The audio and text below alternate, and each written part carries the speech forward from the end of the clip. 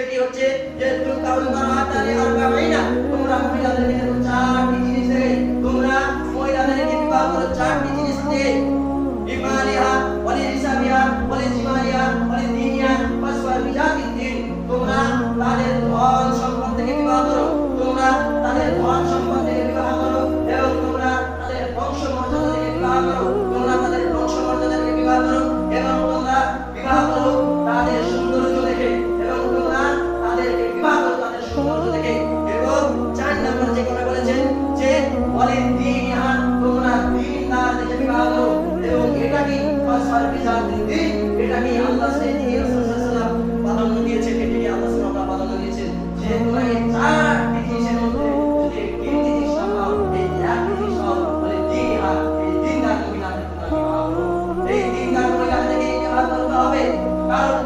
আমাদের সমাজে এই দিনদারের কথা আজকে সমাজে উঠে গেছে দেখবেন আমরা দিনদার দেখি না আমরা দেখি কি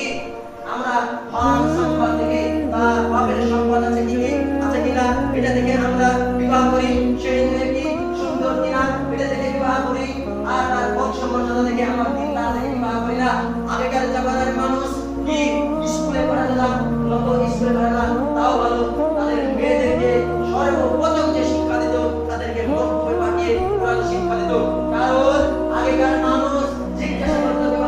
বিবাহ দেখতে যাওয়ার সময় জিজ্ঞাসা করতো যে মেয়ে কোরআন জানে কি জানে না হয় শুদ্ধ বা বিশুদ্ধ জানে কিনা কোরআন জানে কি জানে না কোন সঠিক তখন এই কথা জিজ্ঞাসা করতো তার জন্য পরিবারের প্রথম পিতামাতা তাদেরকে আগে সর্বপ্রথম কোরআন শিক্ষা শিক্ষিত করতো আর আজকের সমাজে মহিলা যেমনই জন্মগ্রহণ করছে অমনি সেই মহিলাকে তাদেরকে ইংলিশ মিডিয়ামে পাঠিয়ে দিচ্ছে তাহলে সে দিনদার হবে